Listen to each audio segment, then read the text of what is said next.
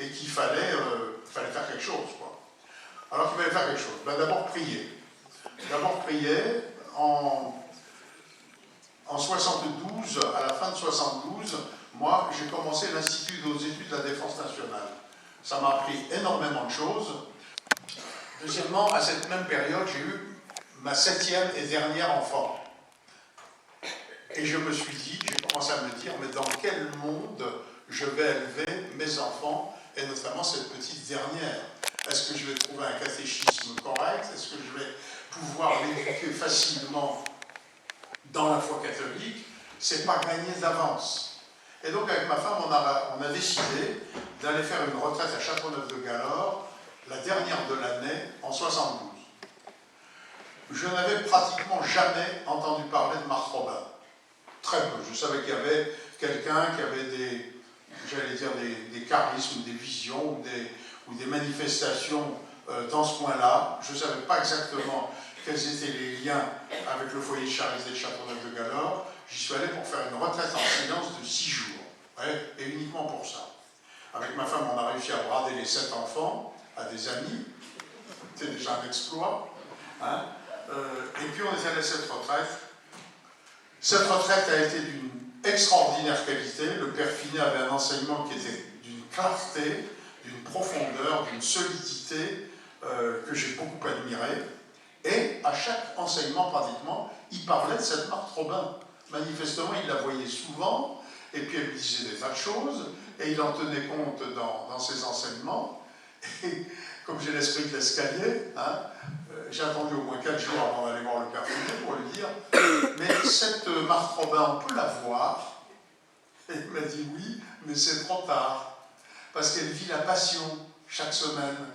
Et donc, vous ne pouvez pas la voir. Si vous y avez été, si vous aviez pensé à ça au début de la retraite, vous auriez pu le faire. Hein, et il y a pratiquement tous les retraités qui sont allés la voir. Et bien sûr, j'étais furieux contre moi. J'étais mais furieux contre moi. Alors j'ai dit au père Finet, moi j'ai eu un coup de culot. Hein, j'ai dit au père Finet, est-ce que je peux revenir la voir hors retraite? Parce qu'il se trouve que je travaille pour Rhône Poulenc à Péage de Roussillon. Je viens à peu près tous les 3 mois de Paris, parce que maintenant je suis au siège, j'ai dirigé une usine à Péage de Roussillon, et c'est maintenant dans ma responsabilité d'aller à Péage de Roussillon à peu près 3 fois par an. Alors est-ce que par hasard je pourrais venir après le travail voir Marthe Robin? Le père Finet me dit, je lui demanderai, vous me retéléphonerez quand vous aurez votre programme, début janvier 73, et puis je vous donnerai la réponse. La réponse a été positive. La réponse a été positive. Pendant des années après, je me suis demandé mais pourquoi elle avait reçu un PNQ d'ingénieur chimiste, elle qui recevait le nonce apostolique, des évêques, des journalistes, Jean Guiston, un philosophe, etc. Pourquoi m'a-t-elle reçu? Ben, j'ai reçu la réponse par les gens qui la connaissaient bien, parce que vous en aviez besoin. Tout simplement. Et alors, elle m'a reçu. Alors voilà, deuxième partie de la conférence. Qu'est-ce qui s'est passé chez Marthe? Je suis donc arrivé un mardi parce que le père Finet m'avait dit le mardi c'est le meilleur jour compte tenu des fatigues de la Passion. Hein, il ne faut pas venir avant le mardi. Et puis à partir du jeudi, c'est pareil, on ne peut plus la voir. Donc venez le mardi. Venez à 18 h et on montera tout de suite chez Marthe. Alors je suis arrivé à 18 h, on est monté tout de suite chez Marthe. Le père Finet m'a présenté en 15-20 secondes. Et moi, j'ai enchaîné immédiatement, et là, premier temps fort, tout de suite, premier temps fort de cette rencontre, je commence mon propos immédiatement, j'enchaîne derrière le père Finet, je dis, Marthe, si je suis venu vous voir aujourd'hui, c'est parce que je viens d'avoir ma 7e enfant il y a 6 mois, et je me fais un sang d'encre sur le monde dans lequel je vais devoir l'élever. J'avais une foi en béton et une espérance épaisse comme une feuille de papier à cigarette. J'étais pessimiste à un point inimaginable, comme souvent le sont les catholiques fidèles. Je connais des tripothèses catholiques qui n'ont jamais perdu la foi, qui sont restés fidèles et tout, mais alors, l'espérance, je peux vous dire, feuille de papier à cigarette, ben, j'étais comme ça. Et la réponse de Marthe a été extraordinaire, et là je peux la dire de mémoire, vous voyez, je l'ai même après coup noté parce que je voulais être sûr de ne pas, j'allais dire, changer quoi que ce soit. Elle m'a dit textuellement, mais ce n'est rien à côté de ce que ce sera, vous n'imaginez pas jusqu'où on descendra. Mais vous verrez, le renouveau sera extraordinaire. Alors, Marcel a enchaîné, et là, je ne peux pas vous garantir les termes exacts, parce que là, je vous les garantis. Hein. Au passage, d'ailleurs, mon espérance avait déjà grimpé de 3 coudées, et elle me dit, vous verrez, donc vous verrez, hein, le renouveau sera extraordinaire, et là, elle enchaînait en parlant conversion, vocation innombrable, etc. Et là, je n'en dis pas plus, elle m'a surtout pas parlé de changement politique, de trucs comme ça, c'était pas du tout mon propos. Je voulais, moi, savoir si on allait s'en tirer. Vous voyez, j'étais d'une angoisse folle. Et là, elle m'a fait passer cette angoisse avec une phrase, hein, en 3 parties. Mais vous n'imaginez pas jusqu'où on descendra, etc. Et vous verrez, le renouveau sera extraordinaire. Alors, on a continué à échanger. Et alors, la deuxième chose qui m'a frappé, mais qui n'est pas, si vous voulez, une phrase spéciale, c'est l'intelligence exceptionnelle de cette femme, la connaissance qu'elle avait du monde entier, alors qu'elle ne bougeait pas de son lit. Hein.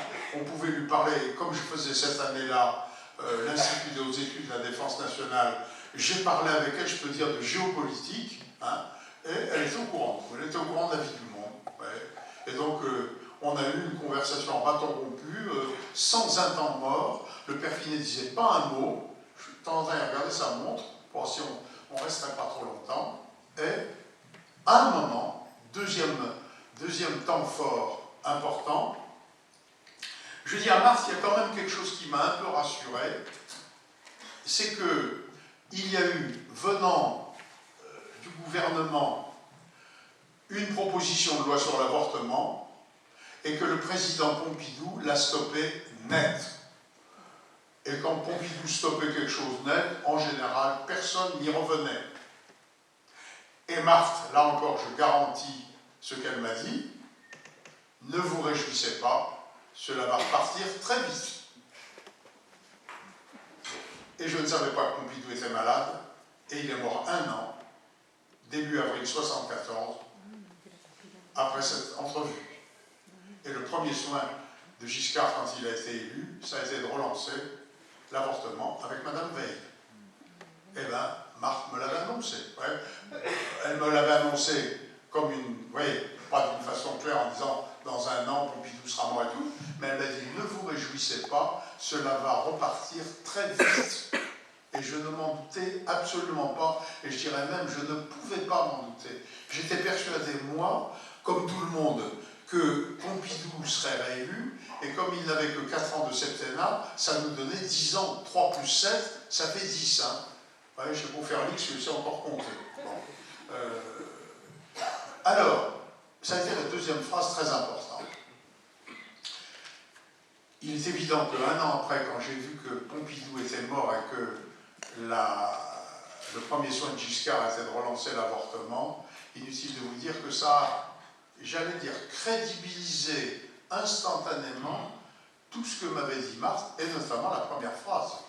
Vous verrez, le renouveau sera extraordinaire. Alors on a continué à discuter, et je lui ai posé une question.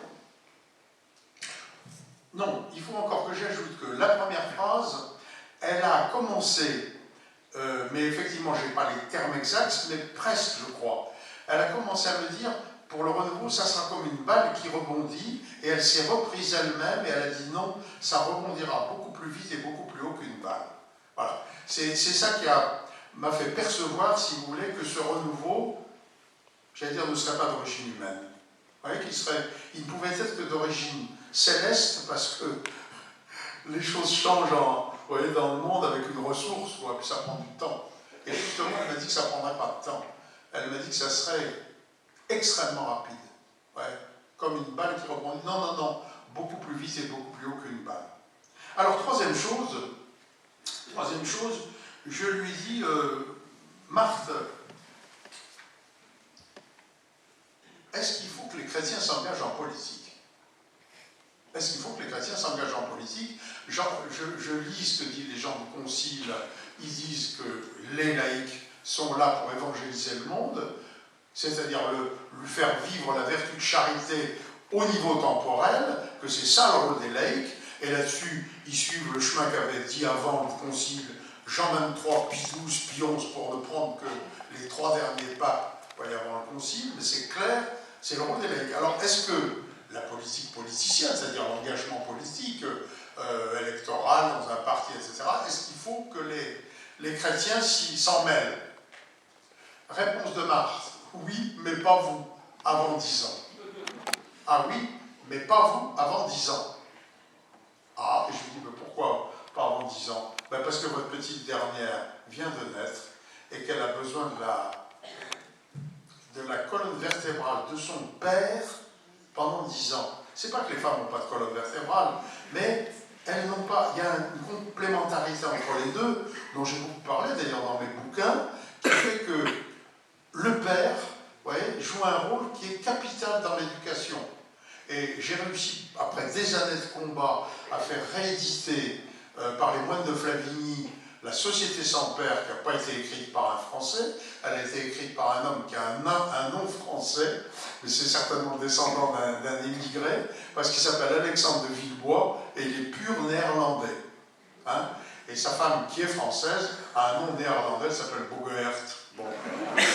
Ça s'invente pas, des choses comme ça. Alors j'ai rencontré sa veuve à Paray-les-Moniales. Sa veuve m'a dit, je pense que le bouquin de mon mari vous intéresserait. Et je lui ai dit, je pense. Alors elle me l'a envoyé. Et j'ai été obligé de mener un combat très difficile pour enfin le faire rééditer. La société sans père. Ouais, une société où le père est évanescent, où il est souvent plus là, il n'est pas présent et tout. Et ça vous explique beaucoup de problèmes de la jeunesse. C'est pas la jeunesse qui est mauvaise, c'est les adultes. Ouais, la jeunesse, elle est comme les autres jeunesses. Seulement, il y a des adultes qui ne sont pas à la hauteur, et notamment, pas de père. Et bien, Marthe Robin m'a mis en garde immédiatement là-dessus, en disant, vous pouvez faire de la politique dans 10 ans, mais pas avant. Et bien, j'ai suivi son conseil, j'ai fait de la politique 10 ans après, mais pas avant. Je suis entré en 83, dans le conseil municipal, j'ai travaillé 5 ans avec Raymond Barre, etc. Bon, j'ai fait effectivement la politique. Pour m'apercevoir d'ailleurs que dans l'état actuel des choses, c'était pas fait pour ça. Ouais, j'étais un peu trop carré, bon, ça passait pas bien. Et puis alors, ce qui m'a vraiment impressionné, c'est l'omniprésence de la franc-maçonnerie. Ça, j'ai été vraiment extraordinairement surpris de cela. Alors, je crois que j'ai fini par lui dire, mais alors, au fond, dans une situation où il y a tant de choses à faire, tant de possibilités. Moi, j'étais syndicaliste et là, j'étais bien dans mes pompes. Hein. Là, je n'ai pas quitté. J'ai été syndicaliste cadre et quand je suis passé moi-même patron, après avoir créé mon entreprise, je suis devenu syndicaliste patronal. J'ai travaillé avec les EDC, les entrepreneurs et dirigeants chrétiens. Donc, ça, c'était mon truc. Et Marthe Robin, quand je lui ai dit qu'est-ce qu'il faut faire, elle m'a dit, tenez-vous bien, c'est une simplicité biblique. Ce que vous savez faire, là où vous êtes, si le besoin s'en fait sentir. Et j'ai toujours appliqué ça depuis, comme laïc d'abord, et comme prêtre ensuite. Et j'ai un excellent évêque au Puy, qui a très bien utilisé ça, et il m'a utilisé sur ce que je savais faire. Il n'a pas cherché à me faire des choses pour lesquelles, vous vous rendez compte, prêtre à 66 ans, malgré ma bonne volonté, il y a des choses où je suis nettement moins bon que mes confrères. Hein. Ah, mais alors c'est vrai que pour préparer au mariage, pour parler d'éducation, pour parler de politique, pour parler d'entreprise, là je touche ma bille. Pour parler de science aussi, hein, je touche ma bille. Voilà. Alors voilà ce que m'a permis cet entretien. Vous voyez, c'est d'abord de remonter d'une espérance 0,5 à une espérance 99,5 qui ne m'a jamais quitté. Deuxièmement, à avoir à partir de ce moment-là et des épreuves et des changements dans ma vie professionnelle, etc., considérables, et que j'ai toujours pris avec une décontraction totale. Vous voyez, parce que c'était fini l'inquiétude et le pessimisme. Ah, je bossais toujours autant parce que nous avons reçu une raison, et la raison, il faut s'en servir, hein, pour minimiser les dangers et maximiser les chances. Mais je n'avais plus aucun pessimisme.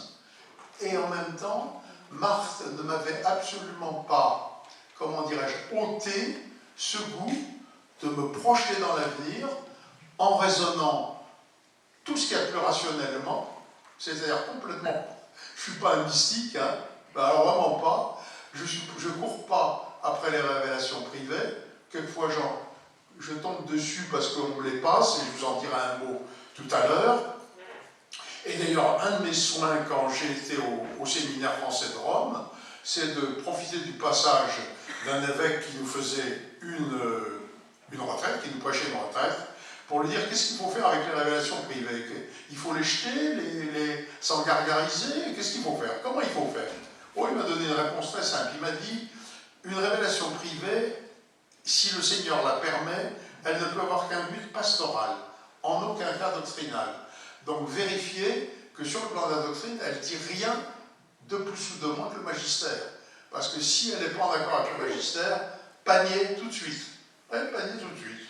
Ouais, vous regardez. Alors, le deuxième critère, si elle n'est pas, vous voyez, hétérodoxe sur le plan doctrinal, eh bien, le critère est très simple, si ça vous fait du bien, ne vous gênez pas.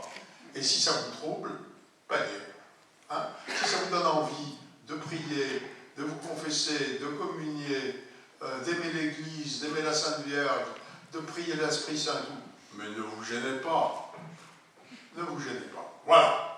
Donc, ma vie de ce côté-là a changé, en ce sens que je n'ai plus jamais abordé les problèmes de la même manière. J'ai pu prendre des risques, et même des risques extrêmement importants, en étant cool. Par exemple, je fais 2 mandats. D'abord, j'accepte de quitter l'industrie, c'est-à-dire de partir avec un contrat à durée déterminée pour diriger l'école de chimie Lyon de 4 ans, c'est-à-dire de prendre le risque de me retrouver à 49 ans sur le marché de l'emploi. Non seulement je le fais une fois, mais je récidive. C'est-à-dire que la deuxième fois, je prends le risque de me trouver sur le marché de l'emploi à 53 ans. À 53 ans, je reçois une proposition de Ron Poulenc, comme ça, de re-rentrer dans le groupe au poste de directeur scientifique international. Et je refuse parce que j'ai le projet de créer mon entreprise. Comme risque, alors là, j'ai quand même demandé la permission à ma femme. Hein. J'ai été voir ma femme, je lui ai dit, écoute, voilà la proposition que j'ai de Ron Poulenc. Si tu me dis en conscience, hein, qu'il faut que je rentre de nouveau chez Ron Poulenc pour des raisons de sécurité, je ne discute pas, je le fais tout de suite. Ma femme a été extraordinaire. Elle m'a dit, je m'interdis de prendre la moindre influence sur ta décision. Tu fais ce que tu veux, je te suivrai toujours. Chapeau, hein. J'ai quand même pas très bien dormi pendant une semaine, à cause de ma femme, pas à cause de moi. Moi, j'avais pas peur. Mais je me disais, est-ce que j'ai le droit de faire courir ce risque à mon épouse? Et si la boîte ne marche pas? Alors finalement, au bout du jour, j'ai dit à ma femme, je créerai ma boîte dans 2 ans. Elle m'a dit, j'en étais sûre, elle s'est marrée. Je lui ai dit, comment tu en étais sûre? Puisque moi, j'en étais pas sûr. Elle m'a dit, parce que quand tu étais vers la fin de ton temps, tes 20 ans, chez Ron Poulenc, tu commençais à trouver qu'un grand groupe, c'est lourd. Et depuis que tu étais devenu indépendant paysan, tu faisais ce que tu voulais, j'étais sûr que tu créerais ta boîte. Et c'est pour ça que je t'ai rien dit. Donc j'ai créé ma boîte. Alors je vais terminer, puisque je veux rester dans les temps, en disant que cette période-là, donc, à partir de 73, se passe d'une façon fabuleuse. C'est-à-dire j'ai des épreuves, je les supporte bien, je prends des risques énormes, ça se passe bien. Ma femme tombe malade en 89, au moment où je crée mon entreprise. Je venais d'écrire un bouquin dont je faisais la promotion et j'en écrivais un second. Je me dis, je suis foutu. Je ne vais jamais pouvoir faire face à tout ça en même temps. Ben, j'ai prié la Sainte Vierge, j'ai été faire un pèlerinage et tout s'est passé très bien. C'est-à-dire que j'ai réussi à assumer tout, à accompagner ma femme jusqu'à son dernier souffle. Ça a duré 6 ans et demi au lieu des 18 mois qu'on lui avait promis au début. Hein. Moi, j'ai fait un cheminement, mais elle aussi, Elle a fait un cheminement ahurissant, ce qui fait que j'avais eu l'impression quelquefois de la tirer pendant 35 ans, et tout d'un coup, je l'ai vu passer devant. Et elle est morte dans une paix, elle n'a jamais eu peur de la mort. Hein, ça a été pour moi extraordinaire, et je pense que tout ce que j'avais reçu, moi, d'espérance, m'a servi, et elle a dû recevoir des grâces, sans avoir vu Marthe Rondin, elle a dû recevoir des grâces formidables, parce que ça a beaucoup changé. Alors, j'ai créé cette entreprise, et je l'ai quittée peu de temps après la mort de mon épouse. J'ai laissé mes enfants pendant 1 an ignorer que j'avais déjà la vocation. Je l'avais eu 15 jours après que ma femme soit passée en phase terminale, à Lourdes, au pèlerinage des cancéreux. Et je ne pouvais bien sûr pas en dire quoi que ce soit à ma femme, ça aurait l'air de dire « dégage, j'ai un autre projet ». Donc je ne lui ai pas dit, je lui ai dit simplement « je ne me remarierai pas ». Et elle a dû comprendre du premier coup ce que ça voulait dire, parce que quand 1 an après sa mort, j'ai dit à sa meilleure amie que je rentrais au séminaire, elle m'a dit « oh, mais ta femme me l'avait dit 2 mois avant sa mort ». Voilà, donc ça a été une grâce formidable. Alors, dernière chose qui va annoncer le passage de témoin à mon voisin de gauche, enfin de gauche, ça dépend à quel point de vue on se place, c'est que depuis que je suis en Bretagne, installé cette fois-ci, après 10 ans de bons et loyaux services au Puy-en-Velay, mon évêque m'a autorisé à me retirer dans l'endroit où je vois mes enfants. Parce que j'ai une maison là-bas, mes enfants et mes petits-enfants ont l'habitude d'y venir. Je vais enfin avoir un arrière-petit-enfant. Mon Dieu, qu'est-ce que j'ai prié pour ça, mais ils n'ont pas été doués. Et donc je vais la voir. Et donc je suis retiré depuis fin 2009 en Bretagne. Et là, en 2010, 2011, 2012, j'ai découvert qu'il y a des Bretons, en général de milieu modeste, avec une foi en béton armé et d'une très grande solidité, des gens qui prient, des gens qui vont à la messe en semaine, des gens qui se confessent, des gens qui adorent, hein, des gens modestes, humbles, mais d'une qualité catholique exceptionnelle, et ces gens-là vont tous les samedis à Sainte-Anne-d'Auray prier pour le retour du roi en France. Vous voyez, ça a été une découverte pour eux. Alors pourquoi? Eh bien parce qu'il y a des Bretons qui ont annoncé ça, notamment Marie-Julie Jahenny, hein, donc j'ai découvert l'existence, je ne la connaissais absolument pas. Je n'ai d'ailleurs pas lu tout ce qu'on a écrit sur elle, c'est plutôt ces braves Bretons qui m'ont donné des éléments. Elle a habité donc à côté d'une petite ville qui s'appelle Blain, qui est en Bretagne, en Loire-Atlantique, dans un hameau qui s'appelait La Frondée. Elle a été stigmatisée. On dit, ça j'ai pas encore pu le vérifier, que le cardinal Pacelli, futur Pie XII, est venu la voir incognito en 1937. Elle a connu de grandes souffrances qu'elle a toujours surmontées, qu'elle a offert d'ailleurs, j'allais dire à Marie et à Jésus, vous voyez, pour la France, pour son pays, qu'elle aimait beaucoup, mais aussi pour surtout faire la volonté de Dieu. Elle est morte à 91 ans, en 1941, elle a vécu de 1850 à 1941, et elle a toujours parlé qu'après une période de tribulation, une période de souffrance très grande, que la France serait envahie, qu'il y aurait des guerres civiles, qu'il y aurait des tas de choses très douloureuses qui se passeraient, mais qu'elle aurait un grand monarque qui reviendrait, hein, et qui redresserait la France. Il ne viendrait pas après la crise, mais vers la fin de la crise pour la terminer et reprendre, j'allais dire, le pouvoir politique. Voilà. Alors, il est vrai que ça ne pouvait pas, si vous voulez, personnellement, et alors là je ne mets pas Marthe Robin dans le coup, mais vu qu'elle m'avait dit que je verrais le renouveau, je me suis dit, mais peut-être que ce renouveau dont elle m'a parlé coïncidera avec le renouveau qui a été annoncé par la voie d'un retour à la monarchie à cette Marie-Julie Jahenny. De toutes les façons, triomphe après le renouveau, la Vierge elle-même l'a dit à Fatima, hein, la troisième partie du secret de Fatima, c'est il va y avoir des martyrs, hein, beaucoup de martyrs, le pape aura beaucoup à souffrir, hein, et à la fin, mon cœur immaculé triomphera. Donc on retrouve ça, paraît-il, dans beaucoup de révélations privées.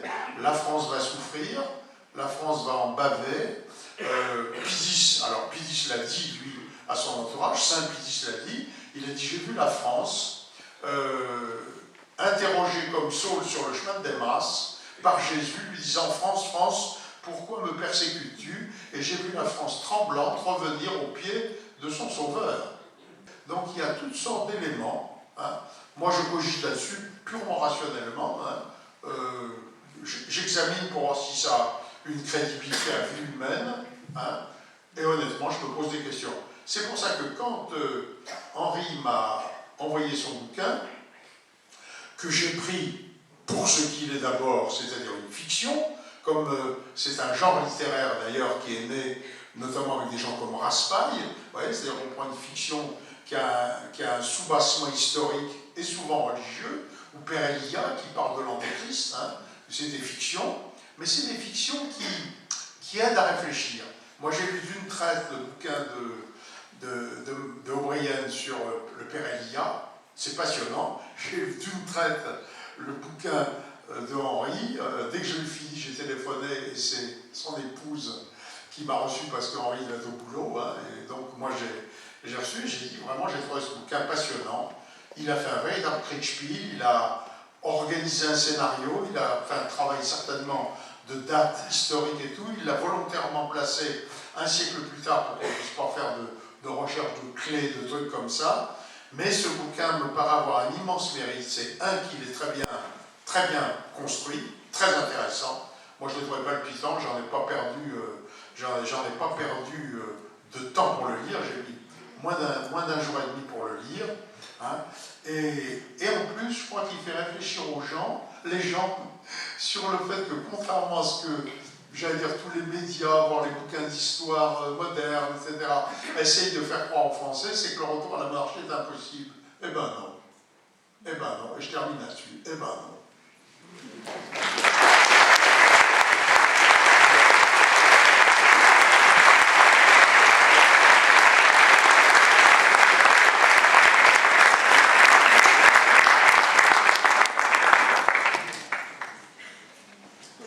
Merci mon père pour cette immense expérience que vous nous faites partager. Mesdames, Mesdemoiselles, Messieurs, chers amis, je dois préciser tout de suite que lorsque j'ai écrit mon roman, j'ignorais tout de la prophétie de Marthe Romain. C'est seulement après la publication de mon livre, le mercredi de Pâques 2012, que la supérieure du Carmel de Bordeaux, Mère Marie-Joëlle, qui a beaucoup apprécié mon roman, m'a appris cette prophétie. J'ignorais tout également de la prophétie de Marie-Julie de la Frodais. J'ignorais tout des prophéties. Aussi, je vous dois quelques explications sur les raisons qui m'ont conduit à écrire ce roman. Et puis, je voudrais vous faire part de la démarche de mon roman. Et enfin, j'aimerais évoquer avec vous les nombreuses grâces que j'ai reçues en écrivant ce roman et depuis sa publication. Ce qui me conduira à vous adresser une invitation solennelle. Alors finalement, pourquoi j'ai écrit ce livre? Le père Yannick Bonnet a en grande partie répondu à cette question, mais je voudrais insister sur le fait que c'est le bienheureux Jean-Paul II qui est à l'origine de mon roman. Bienheureux Jean-Paul II qui sera canonisé le 27 avril 2014, le dimanche de la Divine Miséricorde. Cela remonte à 1996, j'étais alors en école d'officier à Saint-Cyr-Coëtquidan, lorsque le pape est venu à Sainte-Anne-d'Auray et à Reims. Et j'ai été comme électrisé lorsque Jean-Paul II nous a dit « France, souviens-toi de ton baptême. France, qu'as-tu fait des promesses de ton baptême ?» Je dois dire que, comme beaucoup d'entre nous, j'ai été marqué profondément par Jean-Paul II. Alors, le 8 avril 2005, c'était pour moi un impératif. J'étais à Rome pour l'enterrement du pape Jean-Paul II. Et pendant cette messe d'enterrement extrêmement émouvante, j'ai repensé à l'enseignement du Saint-Père et à cette interrogation pressante. France, qu'as-tu fait des promesses de ton baptême? C'est pour cette raison que le premier mot du premier chapitre de mon roman, c'est Clotilde. Sainte Clotilde, à qui la France doit son baptême. Dieu de Clotilde, si tu me donnes la victoire, je me ferai chrétien. Nous connaissons tous la suite. Le Dieu de Clotilde donna la victoire à Clovis à la bataille de Tolbiac en 496 et il se fit baptiser avec ses 3000 guerriers à Reims par l'évêque Saint-Rémy le jour de Noël. Et c'est pour cela que le fils de Charlemagne, Louis Ier le Pieux, décida de se faire sacrer à Reims et à sa suite la longue liste des rois de France. France, qu'as-tu fait des promesses de ton baptême? C'est donc à Rome, au moment de la messe d'enterrement de Jean-Paul II, que j'ai eu l'intime conviction que pour que la France retrouve son baptême, il fallait qu'elle retrouve ses rois. Mais je dois dire que j'étais assez désemparé sur la manière de faire. Cela paraissait impossible. Comment restaurer la royauté face aux querelles dynastiques, et de plus dans une république apparemment bien établie? Petit à petit, l'idée d'un roman a germé dans mon esprit. Un roman destiné à résoudre cette querelle dynastique avec un roi véritable, chef d'État, comme dans la Ve République. Surtout, l'avantage du roman, c'est que le lecteur est libre. Libre de considérer cet ouvrage comme un simple roman.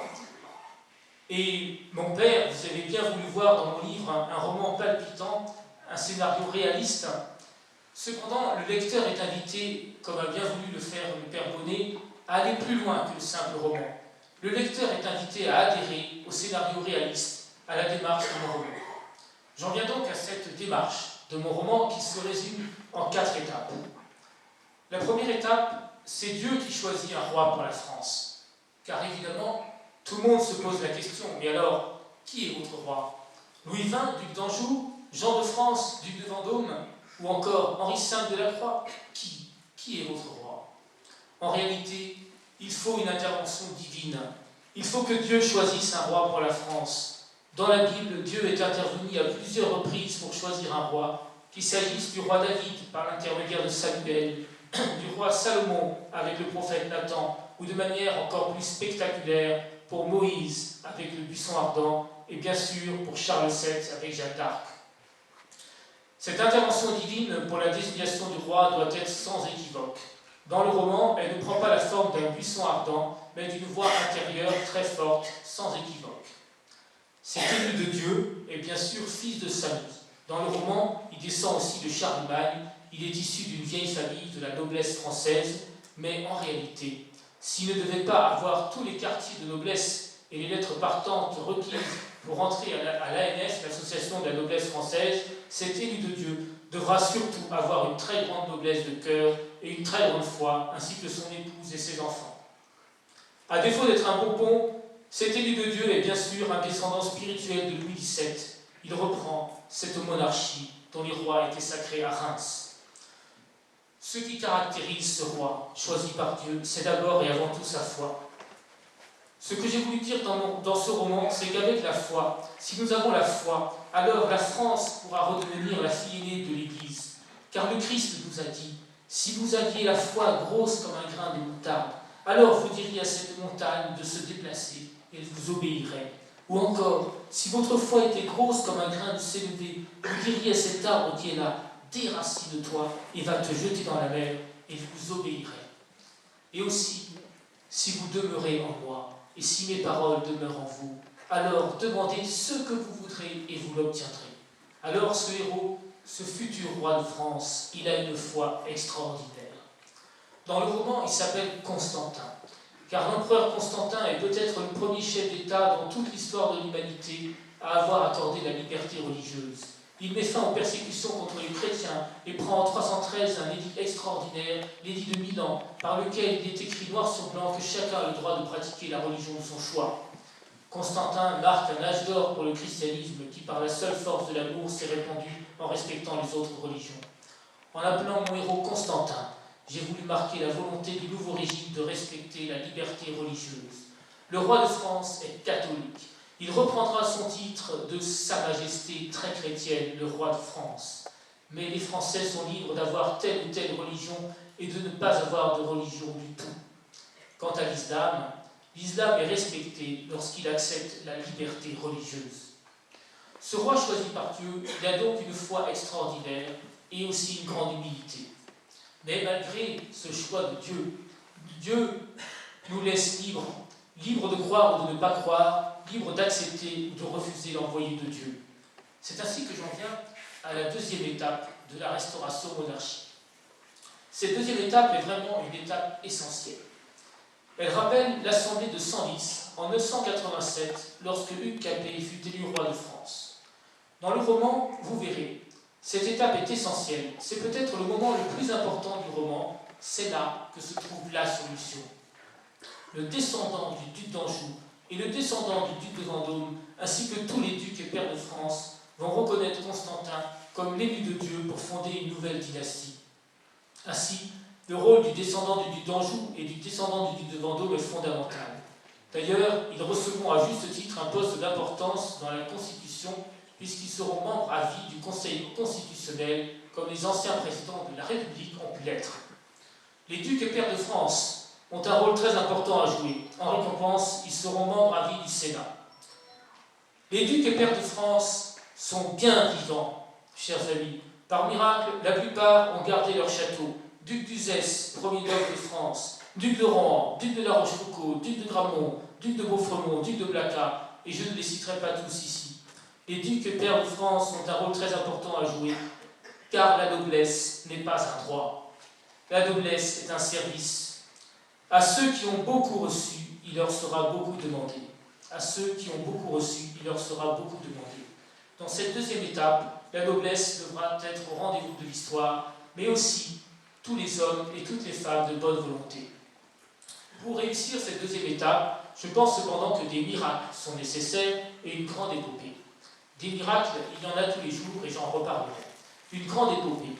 Dans le roman, cette grande épopée prend appui sur un appel à la résistance qui a lieu symboliquement le 18 juin 2111.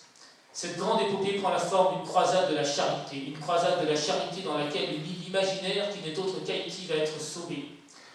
Haïti qui a tout à attendre de notre savoir-faire pour se reconstruire, mais Haïti dont nous avons tout à attendre de la grande foi. Je me souviens du témoignage d'un enfant de 10 ans, libéré des décombres de plusieurs jours après le tremblement de terre du 12 janvier 2010, et qui a déclaré devant les caméras du monde entier que pour remercier le Seigneur de l'avoir sauvé, il se ferait prêtre. Cette croisade de la charité n'a pas cependant pu devenir réalité dans les faits. Mais d'une certaine manière, elle est devenue réalité à travers mon roman. Au cours de cette deuxième étape, tous les hommes et toutes les femmes de bonne volonté vont se rallier à ce nouveau roi.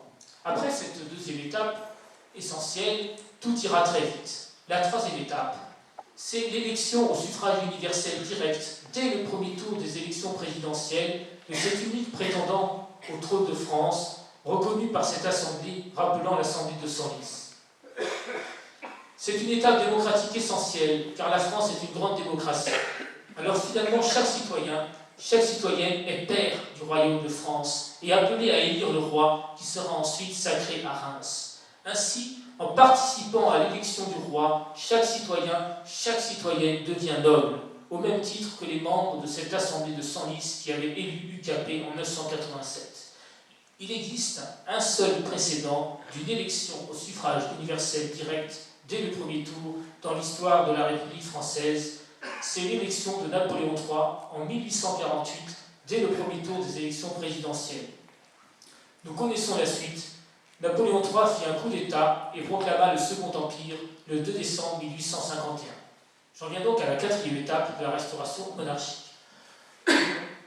Ce n'est pas un coup d'État, car la France est une grande démocratie. Démos le peuple, Kratos le pouvoir du peuple. Ce n'est pas un coup d'État, mais un référendum adopté non pas à 50% plus une voix, ce qui signifierait que 50% moins une voix de la population serait hostile à la monarchie, mais c'est un vrai référendum à 60% des suffrages exprimés, c'est-à-dire la majorité des 3/5, celle qui est exigée aujourd'hui pour toute réforme de la Constitution lorsqu'elle a lieu par voie parlementaire. Dans le roman, vous verrez, la Constitution monarchique est approuvée à 78% des voix. Cette charte constitutionnelle comporte des règles de fond, comme le respect de la vie de son commencement jusqu'à son terme naturel, le respect du mariage, bien sûr, et le respect de la famille.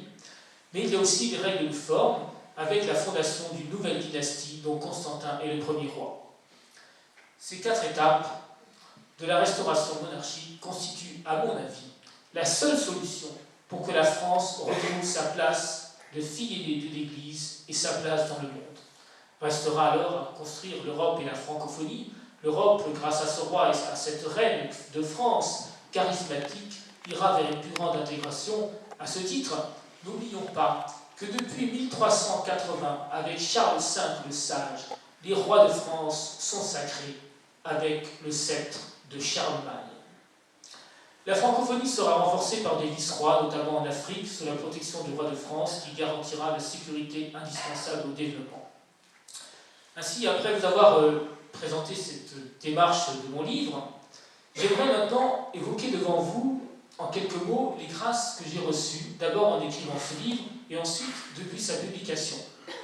Alors, il faut que je précise ici que toutes les dates civiles dans le roman et toutes les dates des fêtes religieuses de 2060 jusqu'à 2175 sont authentiques. Grâce à Internet, j'ai obtenu toutes les dates de l'année civile et pour la date de Pâques, le diocèse de Rimouski au Québec, dans la belle province, a calculé les dates de Pâques jusqu'en 2200, ce qui m'a permis à chaque fois de retrouver les dates du mercredi des Cendres, 40 jours avant Pâques, et de l'Ascension, 40 jours après Pâques, et de la Pentecôte, 10 jours après l'Ascension. Avec toutes ces dates, j'ai même pu obtenir les calendriers liturgiques avec les évangiles pour chaque dimanche selon les années A, B ou C. C'est ainsi que des coïncidences extraordinaires ont ponctué ma rédaction. La première coïncidence concerne les dates du 7 novembre 1999 et 100 ans plus tard, le 7 novembre 2099. En effet, j'ai voulu que l'Eucharistie soit au centre du livre parce que notre foi se nourrit de l'Eucharistie. D'ailleurs, par une heureuse coïncidence, j'ai en effet suivi scrupuleusement le calendrier liturgique, les évangiles en présence du pape, les dimanches 9 et 16 août 2111, portent sur l'Eucharistie. Merci Seigneur. Alors, le premier miracle du roman, c'est la répétition du miracle eucharistique de Lourdes, le dimanche 7 novembre 1999. Un miracle qui s'est produit pendant la messe de clôture de l'Assemblée plénière des évêques de France, messe télévisée. Au moment où les évêques prononcent les paroles de la consécration, sanctifient ses offrandes en répandant sur elles ton d'esprit, on voit une des deux hosties de concélébration frémir et se soulever de 2 cm au-dessus de l'autre. Le phénomène dure tout le long de la prière eucharistique en direct à la télévision. Ce miracle eucharistique, je voulais qu'il se reproduise pendant la messe de mariage du héros, 100 ans plus tard, le 7 novembre 2099. Mais le problème, c'est qu'on ne se marie pas un mardi ou un jeudi, mais plutôt un samedi. Eh bien, figurez-vous que le 7 novembre 2099, 100 ans jour pour jour après, tombe un samedi. Merci Seigneur. Une autre date merveilleuse dans ce roman, c'est le moment où Constantin demande à sa dulcinée de l'épouser. Au passage, je souligne que certains reconnaîtront les traits de mon épouse à travers l'héroïne, mais je dois avouer qu'il était difficile de faire autrement, tellement mon épouse est admirable.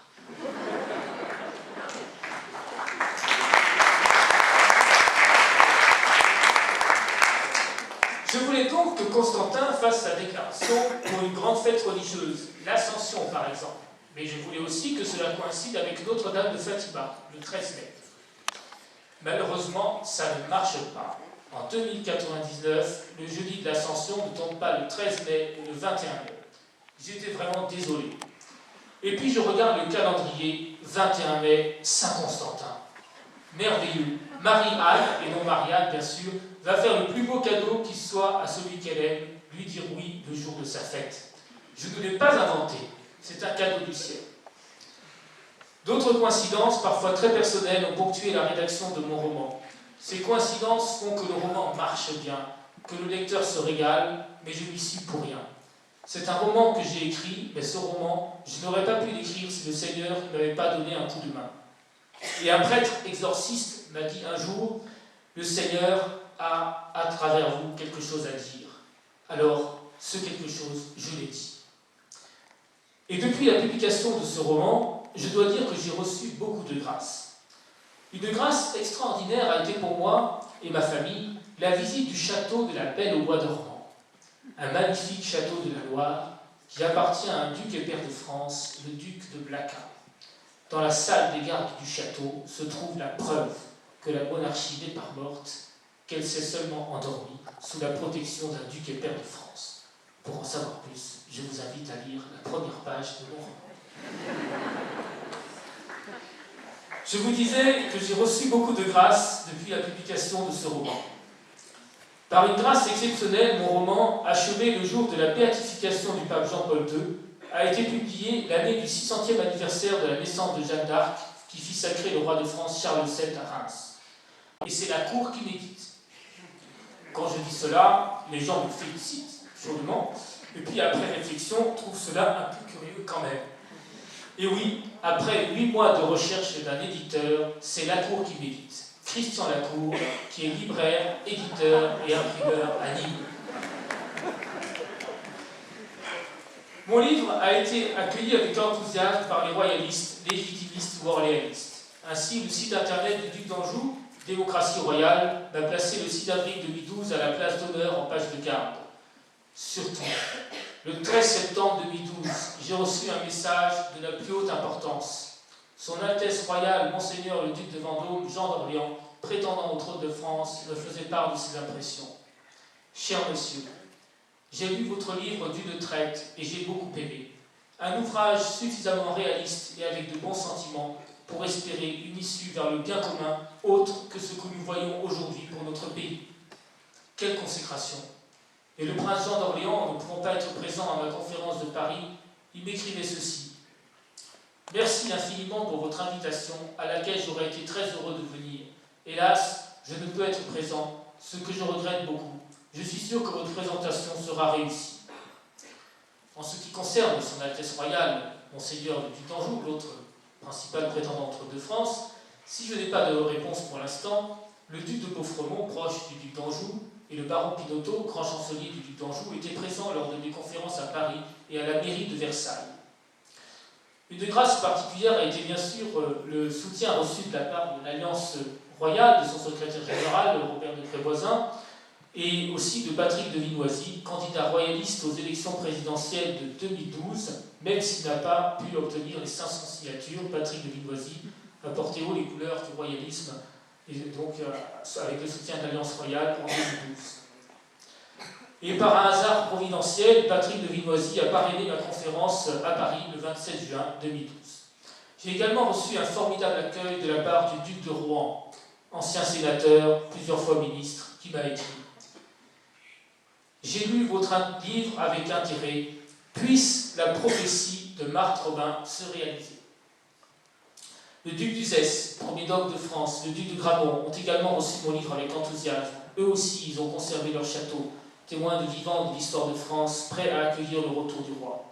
Et puis il y a toutes ces rencontres merveilleuses grâce à mon roman. Je ne pourrais pas toutes vous les raconter. Ainsi, pendant 2 jours, à la veille des élections présidentielles, j'ai dédicacé mon roman à Auchan-Mériévêque, une source de rencontres extraordinaires. Il y a eu aussi un pèlerinage pour la France, le 8 mai 2012, à Saint-Michel-de-Rieuffray, près de Bordeaux, le lendemain de la victoire de François Hollande, le 8 mai. Le 8 mai, fête des apparitions de Saint-Michel, au Mont-Gargan, anniversaire de la délivrance d'Orléans par Jeanne d'Arc, anniversaire de la victoire de 1945, nous avons porté en procession Notre-Dame de France, Reine de la Paix, ici présente, et l'Archange Saint-Michel. Oui, mon Père, nous étions ainsi en communion d'espérance au lendemain des élections présidentielles. Il y a eu cette rencontre avec Mère Marie-Joëlle, la supérieure du Carmel de Bordeaux, le mercredi de Pâques, mais aussi avec le curé de Sainte-Clotilde à Paris, avec Yves Simone, présentateur de TV7, avec Jean-Marc Potvin, qui a eu une expérience mystique extraordinaire, et peut-être surtout avec Joseph Fadel, ce musulman converti au catholicisme comme plusieurs personnages de mon roman. Et bien sûr, il y a eu cette rencontre décisive avec vous, Père Yannick Bonnet. L'Espérance, même le propriétaire de la supérette en face de chez moi, qui est tunisien, me l'a dit. En parlant de mon roman, voilà ce qu'il m'a dit. Il l'a lu, il s'est régalé, et il m'a dit « ça peut venir, ça peut venir ». Certes, la restauration de la monarchie ne pourra pas se faire sans miracle, mais il y a déjà eu des miracles, il y a beaucoup de miracles, à nous de les accueillir. Ainsi, un psychologue miraculé m'a aidé pour la correction du manuscrit et m'a dit « ce livre peut être formidable pour la jeunesse ». Il y a aussi un miracle extraordinaire, cet enfant à naître atteint de trisomie et miraculeusement guéri pendant la grossesse. J'avais déjà terminé mon roman lorsque ce miracle spectaculaire a eu lieu, sinon je l'aurais mis dans mon roman. mais il vient en écho à un miracle de mon roman, lorsque la fille trisomique du duc de Rohan est guérie. Ainsi, chers amis, fort de toutes ces grâces, de tous ces miracles, fort de la foi, de l'espérance et de la charité, j'en viens à vous adresser une invitation solennelle sous le regard de Notre-Dame de France, Reine de la paix, ici présente. Chers amis, formons le vœu de nous retrouver non pas le 21 janvier 2112 comme dans le roman, mais bien le samedi 21 janvier 2017 à Paris, place de la Concorde, à 10h du matin précise. À 10h22, nous marquerons une minute de silence et de prière pour le roi martyr, puis nous dévoilerons la campagne royaliste, qui sera un véritable raz-de-marée à la suite de la manif pour tous et du printemps français. La République, avec ses tanneries de peau humaine, s'écroulera. Quel contraste, en effet, entre la monarchie et la République. Le soir de la fameuse bataille de Fontenoy, en 1745, devant son fils qui se réjouissait un peu trop de la victoire, Louis XV eut ces grandes paroles. « Mon fils, le sang de nos ennemis est toujours le sang des hommes. La vraie gloire est de l'épargner. » Quel contraste avec les paroles de la Marseillaise, « Qu'un sang impur abreuve nos sillons. » Oui, nous nous retrouverons le samedi 21 janvier 2017 à Paris, place de la Concorde, à 10h du matin.